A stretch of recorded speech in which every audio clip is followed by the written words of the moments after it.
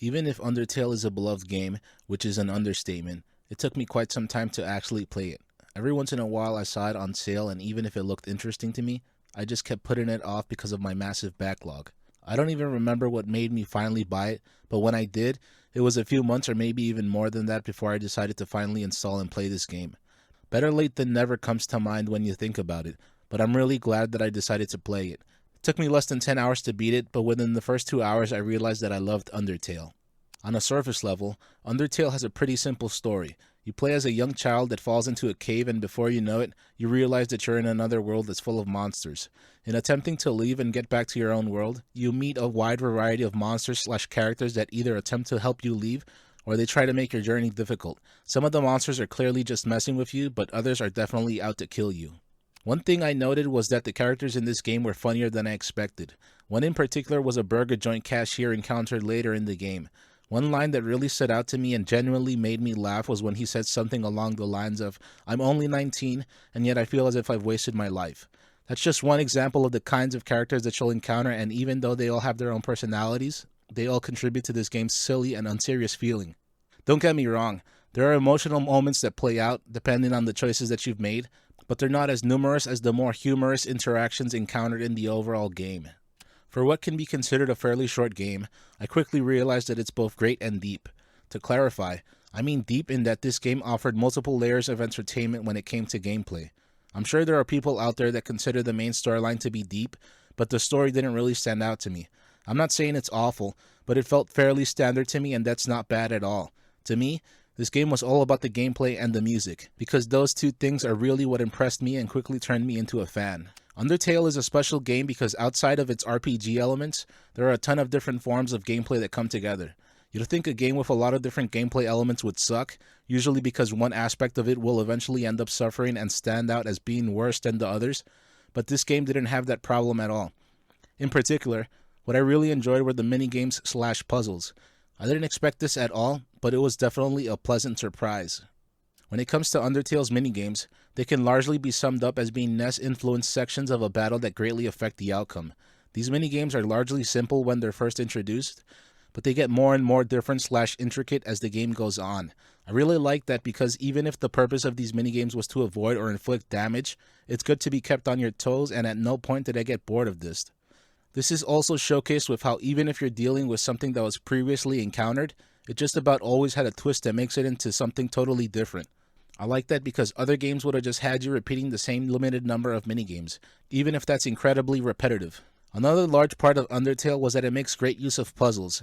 They could also be classified as minigames, but the main difference was that these puzzles take place outside of battles and there's no real consequence if you fail them. You can just keep retrying until you get them right.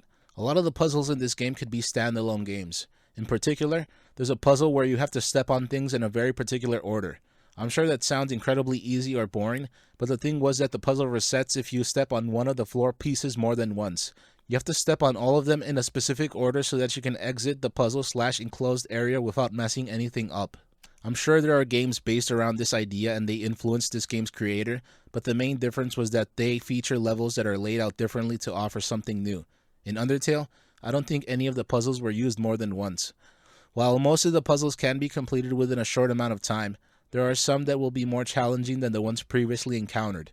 In particular, there's a puzzle that requires that you trampoline into switches. Much like the aforementioned puzzle, the point was to avoid going through previously pressed switches, but it's different because it takes up a big space and it's more difficult. Puzzles and minigames make up a large part of this game, but battles are also a big part of Undertale. I wouldn't say that one of these aspects makes up more of the game than the others, seeing as how they each get a fair amount of attention, but there were moments where I kind of wish there were more random battles with general enemies. There's a decent number of battles in Undertale, but the bulk of them were with bosses and there weren't that many with enemies encountered out in the field. That's one of the ways in which this game is different from other RPGs that I've played in the past. I'm sure that depending on your viewpoint that could be good or bad, but to me, it leans more towards the latter. In other RPGs, I'd just grind until I was completely stronger than the enemies, but that really wasn't an option in this game. You more or less just have to fight intelligently or know how to avoid/end fights with the correct dialogue choice, or by doing well with the in-battle minigames. I guess not having more battles makes sense due to the fact that you're in an underpopulated world and you're a little kid. Maybe it's because I'm so used to playing typical RPGs, but I approached the battles in this game as I normally would in those. I practically killed every enemy because I didn't really use or know how to use the spare function, so I just killed them. Past RPGs more or less force you to kill every single enemy that you encountered. It was mainly the only way for a battle to come to an end. Even if I knew that I could spare enemies, and I regularly had that in the back of my mind, it was easier for me to just plow through them, seeing as how so many of the general enemies in this game were incredibly weak. Chances are it's because I was at a decent level when I encountered them, but I didn't make note of that as I went through the game. If anything, you're able to level up pretty quickly by fighting the few enemies that are present in this game. Despite having killed just about every monster that I battled, I didn't kill every single thing that I encountered. Whenever the option to spare something popped up in the dialogue box, I usually did. It's mainly because it was arranged in such a way that I felt that to not spare the character in what was made out to be a pivotal moment in the story would greatly affect how the game ended. In the end, I was right, but I'll expand on that later on. As you play through Undertale, you know what kind of a look and feel it's going for. It's a retro throwback to games from the 80s/90s. I know that this game was influenced by a wide variety of others, which is best observed with the minigames/puzzles, but I'd say that the game's main influence was Earthbound. I'm sure it'll be viewed by many as a gaming sin, but I've never played through all of the Earthbound games. I played one of them back when I was a teenager, but I just never got around to playing through all of it. From what I remember of Earthbound, the controls that were available to you weren't that plentiful. It's probably because that game, and this one as well, was made with the NES/SNES controller in mind. I'm sure it can be considered a nitpick, but I thought it was overkill to be playing this game with an Xbox One controller. What I mean by that is that Undertale really only makes use of the thumbstick/directional pad along with two buttons.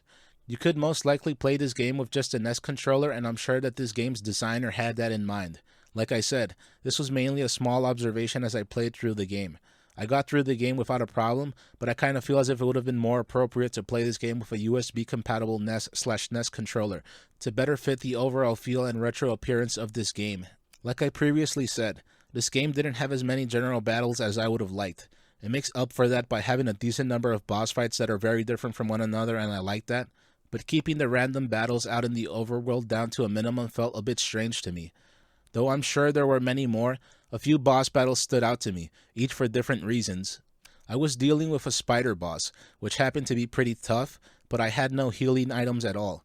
I tried beating her like 3 to 4 times, but I then realized that I was better off trying to backtrack to towns I visited earlier in the game. Thankfully, this was doable thanks to being able to get a ride from a cloaked river person not too far from the boss's location. I've previously stated that this game is unlike other RPGs, and it's because there's always a way out if you feel trapped by a boss fight or some other tough moment. If this were any other RPG, I would have been absolutely screwed. Rather than having the option of traveling to a town to buy healing items, chances are I would have been stuck just before the boss fight, and the only real solutions would have been to reload an earlier save, which wasn't always possible, or restart the game from the beginning, which would honestly just lead to me rage quitting and not continuing. Maybe it's because of how Undyne is so hyped up prior to you even running into her, and perhaps it's because she's a total badass of a character, but I get the feeling that Undyne is well liked by the Undertale fanbase. Her character design greatly differs from those of the other monsters encountered in this world, but her personality and boss fights showcase just how awesome she is. Even if she's not the final boss, she really stood out to me, much like Ornstein and Smo of Dark Souls stood out to many people. The fight with Undyne was intense in more ways than one. Not only was it intense because she was one of the hardest opponents up to that point, it was intense because she just wouldn't die. In particular, she showed you how tough she was with what she said as the battle was going on. The more you damaged her, the more determined she became to beat you. But once that was no longer an option, she was reluctant to accept what was ultimately her fate. Prior to the actual fight with Undyne, the lead-up itself felt much more different than what I previously experienced. I liked how things were done so much that it left me thinking that the guy that made this game is insanely creative. That's showcased throughout this game in more ways than one, but this small section in particular left me feeling that way. To be more specific, I liked how the game's developer used a battle-like minigame in what could be considered the game's overworld. Up to this point, these minigames were pretty much only found in actual battles, but as you're first encountering Undyne, she throws lances that you actually have to dodge. Seeing as how I was able to dodge them, I'm not sure if being hit by them would result in a minor inconvenience, or if it actually leads to your in-game death if you're struck by too many of them. Still, I liked how the game continued to surprise you, and overall, it led you to experience different situations. On the subject of different situations, The game offers replayability through how you deal with the boss battles and because there are multiple paths to get to the end of the game. Alongside those legitimate ways of offering replayability, the ever-changing minigames make it enjoyable to replay them. I'm sure that at one point it would eventually get too repetitive, even if they're pretty different from one another, but I can see this game's rabid fanbase not having a problem with that. I didn't plan on this happening, but the boss fights were different if you take too long to finish them, or if you just do something other than what you did during a previous attempt. I don't remember if it was because the game crashed or if something else happened, but I had to fight a mad dummy more than once, and the second time I took a little bit longer, so he changed up his tactics and used moves I didn't see during the first fight. I really like this because I assume that it's done on purpose to ensure that every playthrough isn't the same. Obviously, there's a limit to this, but it's still cool to realize that the boss fights can be different. Another thing I found interesting about the fight with this mad dummy was that your own attacks are useless against it. Since this mad dummy was an inanimate object being controlled by a ghost, it's as if you're fighting the ghost itself, so your attacks go through it. As a result of that and the battle going on, it's revealed to you that the only real way of dishing out damage was by using the boss's own attacks against it. I like that even when you're not in control, you're still in control. I'm fairly sure that this was the only boss fight in which this was possible, so it really stood out to me. In continuing to discuss some of the game's boss fights, it's important to note how unique the last one is. Prior to the battle actually beginning, there's quite a bit of dialogue between you and what you expect to be the game's final boss, the king of this underworld. The king generally brings up his thoughts in regards to you, what you've done throughout the game, what he wants you to do, and why he wants you to do things. It's not the first time this is done, but you learn that the monsters aren't entirely evil creatures out to get you. They do have feelings and plans for what they wish to accomplish. Just as you think that it's possible for you to coexist with the monsters, depending on if you lead the conversation in that direction, what was previously thought of as a minor character returned. I spared the king, but just as I did, that's when this character popped up. Based on the dialogue, you expect the game to be over, but it's not. It's just the game playing with your expectations. It's surprising, but unsurprising at the same time. I say that because it's not the first time that this game has messed with you, but this time it's really ramped up. It's hard to fully explain what goes on throughout this fight, but it can generally be described as bizarre, absolutely nuts, and a small bit of a psychedelic experience. Alongside attempting to fight with this boss, it feels as if you're also fighting with the game itself to be able to keep playing. I don't remember how many times it happened, but the game crashed on purpose multiple times during this fight. The first time it was surprising and I thought I'd have to replay a great portion of the game, but I was happy to find out that it was all part of the fun. You are eventually able to deal with this boss in a conventional manner, but as this was playing out, I wondered how many people stopped playing after the game supposedly crashed. By this point, I've mainly discussed Undertale's gameplay and why I loved its many different aspects, but another thing I really enjoyed was the game's music. Music can be enjoyed by anyone, but with being a guitarist of many years, you start to appreciate music in an entirely different manner than the general population. Besides the overall pleasant nature of the music, many different things about it really stood out to me. It's funny to mention, mainly because movies and shows have made fun of this in the past, but the music in this game definitely matches what you're doing, whether it be walking around a small area or journeying from one location to another that's far away. This was an incredibly small detail, but I liked that the music changes depending on whether or not the light is on or off. I'm fairly sure that this is only possible in one particular room, but to me, it showed great attention to detail from this game's creator. My observations in regard to the music weren't just general and limited to this game. I'm not sure if it was done on purpose and to showcase another of this game's potential influence, but I was reminded of Final Fantasy VII during a specific scene later on in the game.